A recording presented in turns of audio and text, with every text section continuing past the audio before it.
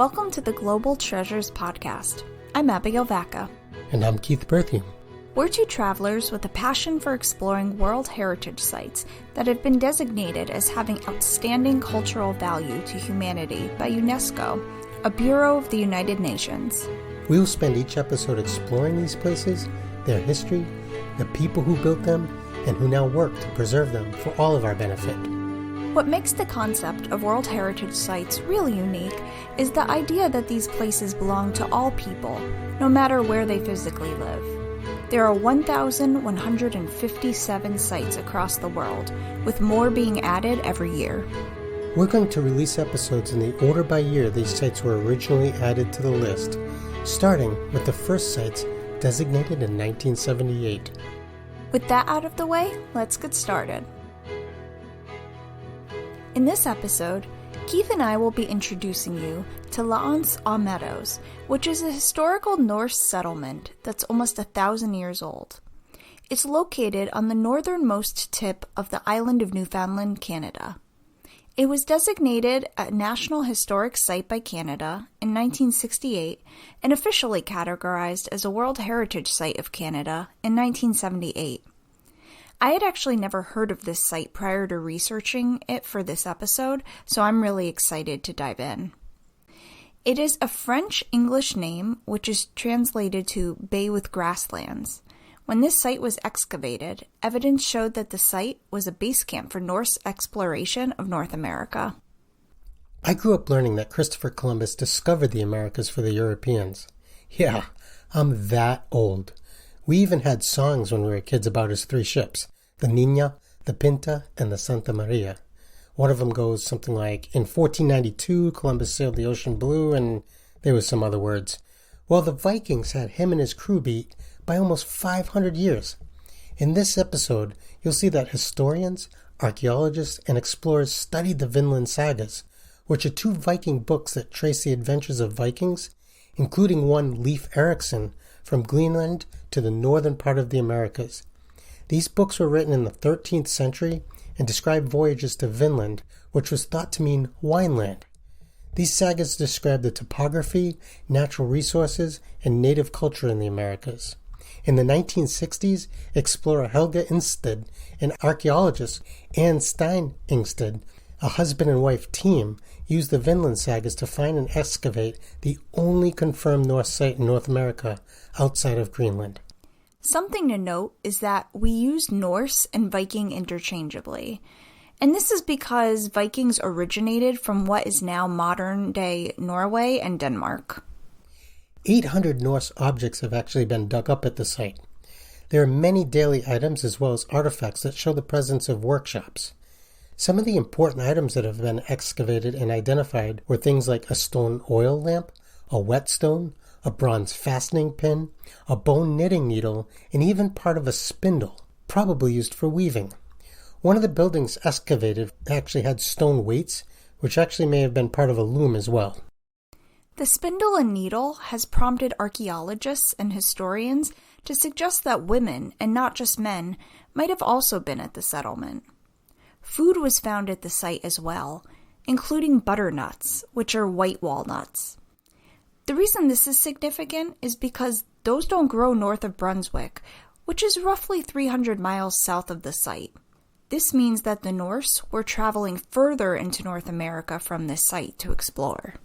Even further evidence showed that the Norse hunted many animals that live in the area, including things like caribou, wolf, fox, bear, many types of birds and fish, seal, whale, and even walrus. Other findings show that there was iron production and bronze production going on. Stone artifacts have been found as well. Today, the site is mostly open grassy lands, but 1,000 years ago, there were forests that were abundant, and the Norse most likely made use of this for boat building, house building, and iron extraction. The site takes up about 31 square miles of land and sea and contains the remains of 8 buildings constructed with sod over a wood frame. With the density and location of the artifacts that were dug up in these positions, it's actually believed that these 8 buildings were both dwellings and workshops. The largest of these buildings was really impressive considering they were building these with no modern technology. It measured 94 feet by 51 feet, which is about a third of the length of a football field. It had several rooms with different functions. 3 of the smaller buildings may have been workshops or living quarters for lower status crew or maybe even slaves. The workshops have actually been identified by the items that were left behind. One of them is an ironsmithy, which is a place that produced ironworks. They know this because it contained a forge and some leftover iron slag, which is kind of like waste. There was also a carpentry workshop, which had wood debris, and a separate boat repair area where worn rivets were found. So something I didn't know when I was doing research, I'm sure you came across, Keith. When was the site originally discovered? Yeah, so you know I'm kind of a geek about this stuff, so this is really fascinating. This is kind of like an adventure story. So in 1960, the site was discovered on the tip of Newfoundland Island by the Norwegian husband and wife team of explorer Helge Ingstad and archaeologist Anne Stein Ingstad. They used the Vinland sagas, which are 2 Icelandic texts that were written actually independently from one another in the 13th century. So both of these books describe events that took place between the years 970 and 1030. They both contain different accounts of voyages to a place called Vinland. It's important that there were 2 texts because this made it possible to more accurately find the sites. I don't know that I understand that. So wouldn't it be more confusing and kind of confuse archaeologists and historians if there are 2 different accounts via 2 different texts? Yeah, so that's an interesting thing because these 2 texts, the Saga and the Greenlanders and the Saga of Eric the Red, both contain stories of adventurers leaving Greenland to explore further afield via boats. Due to the oral tradition of Viking storytelling back then, each story cannot be deemed historically accurate by itself. However, because these 2 texts can be cross-referenced with each other, commonalities can start to be found and kind of put together. Okay, that makes more sense. So that kind of explains how they discovered this site despite it being what I would consider a needle in a haystack. Because the sagas describe the topography, natural resources, and the native cultures, this led the Ingstad team to a specific place in Canada to look. Because you can compare the events of both books, a more accurate timeline and trek can be constructed. But how exactly did they narrow down where to look? Yeah, this is cool too. They got some help. In 1960, a guy by the name of George Decker, who was a resident of the small fishing hamlet of aux Meadows, led Helge instead to a group of mounds somewhat near the village that the people in the area called the Old Indian Camp. The mounds that were there were covered in grass and looked like the remains of old houses. The Ingstads then carried out several archaeological excavations of the site between 1961 and 1968. What they found was amazing. They found 8 buildings and maybe even a 9th. Abigail, I think you mentioned that you came across how the name itself was throwing researchers off for so long. Am I right about that? Actually, yeah, I did. So, originally, many archaeologists and researchers doubted this location because of the word Vinland, which was thought to have meant wineland, which you touched on before. Historians speculated that the region they explored must have contained wild grapes, so they thought that the site must have been south of the coast of Massachusetts in the United States, because that's as far north as wine grapes grow naturally. This, of course, is incorrect because wild grapes have grown and still grow along the coast of New Brunswick and the St. Lawrence River Valley of Quebec, which is much further north. So the name might not mean wineland. Maybe not. The Ingstads doubted that the camp would be further to the south because they thought the name Vinland meant land of meadows that includes a peninsula. Very specific. They further supported this by claiming that the Norse would probably not have been comfortable settling in any area along the American Atlantic coast. Believe it or not, these 2 different ideas probably resulted in a language mistake. Okay, so languages are kind of my jam. I'm kind of a Duolingo fanatic. What do you mean by language mistake? Well, there were 2 opposing thoughts. One where the camp must have been south of Massachusetts, and then the other that it must have been further north. And this was because there were two ways historically in which the first vowel sound of Vinland could be pronounced. Okay, that is awesome. So it was a pronunciation thing that threw people off. I love that. And since this was oral tradition for so long, it was probably written down incorrectly. So before we mentioned that butternuts were found, right? So this is another huge hint as to the adventures of the Vikings, as these butternuts only grew further south in New Brunswick. This means that they must have been exploring really far down the eastern coast of North America, enough perhaps to make contact with the wild grapes that were actually mentioned in the sagas. The site itself is further authenticated because of carbon dating. So carbon dating is a process that uses nuclear chemistry to calculate how old something is.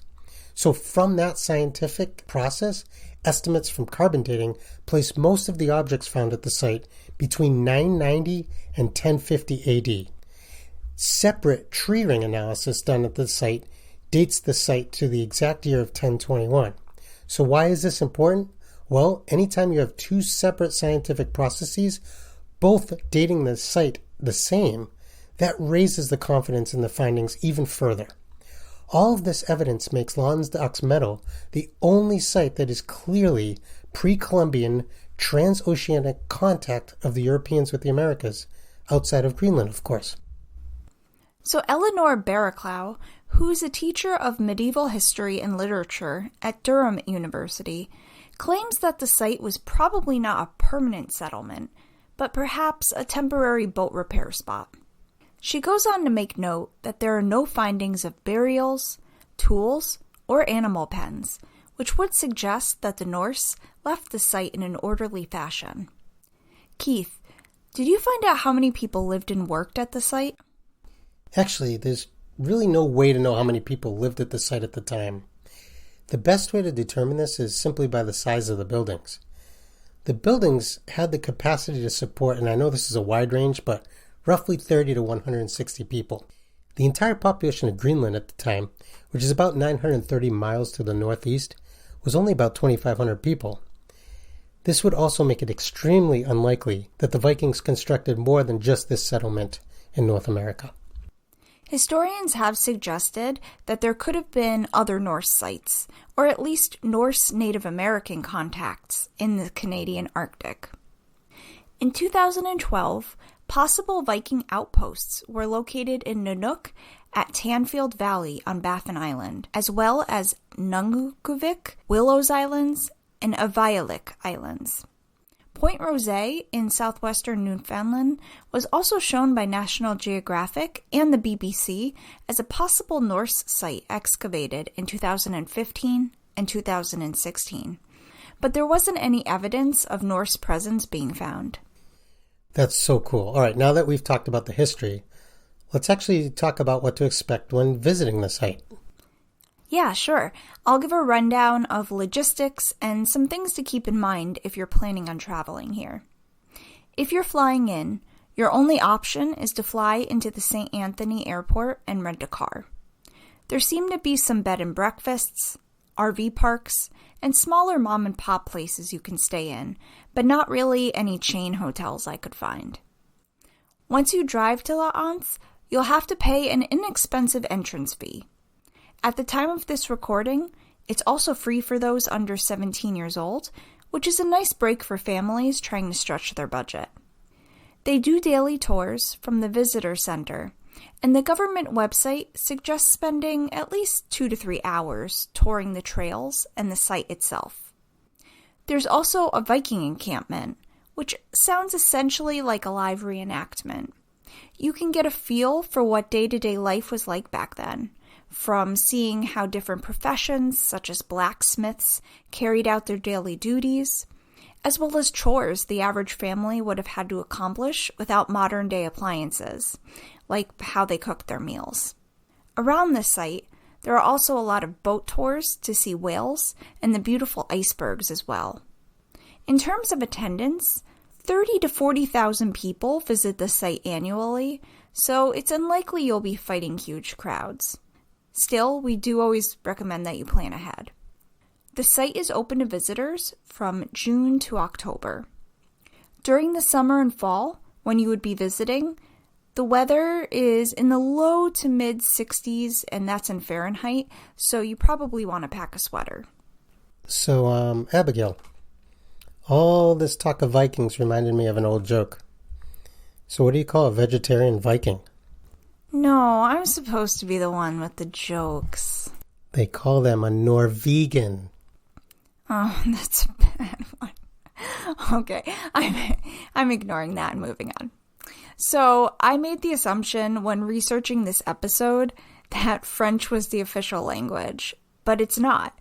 English is, although it does seem like many locals can speak both languages. So what's the food in the area like? Much more interesting and diverse than expected, to be honest. Cod tongue is one specialty. And it's not actually a fish tongue. That's a misnomer. It's a muscle in the fish's neck that they typically fry. And you'll see cod on just about every restaurant menu. Fish and brew is another popular dish. And this is fish, again, usually cod, soaked overnight along with hardtack. And for those of you who don't know, hardtack is basically a nasty dried out biscuit. This dish was originated by sailors who didn't really have any other options because they needed food that would last a long time at sea and was lightweight. They figured out that marinating the hardtack made it tastier. I also noted a lot of the restaurant menus have game meats, such as moose, which I am fully on board with. Well, I'm not sure I would try it, as maybe Norse food is simply not to my Viking. Anyways, did you come across any folklore or urban legends you want to touch on? A little bit. It seems that the majority of paranormal activity that surrounds this site happens between the months of June and August. Although I couldn't find anything in my research that would point to why those months are hot spots, except that that's when the site is open. Local fishermen and travelers alike state they've seen and heard ghost ships come into the wharf at all hours of the night, but no one ever debarks, and then the ship will disappear altogether. There have also been reports of hushed voices speaking in a foreign language near the water, or sounds of a ship rocking near the dock, but when the person approaches, there's nothing there. Many believe it's the sound of a Viking ghost crew, destined to travel their watery grave for all eternity. Well, that's creepy. It reminds me of an old Viking saying I heard a long time ago. If a boat disappears, you know that there must have been a disturbance in the Norse. Okay, never mind. I knew that there was Norway. You'd laugh at that. Okay, you were just killing me in this episode. Back to what I was saying.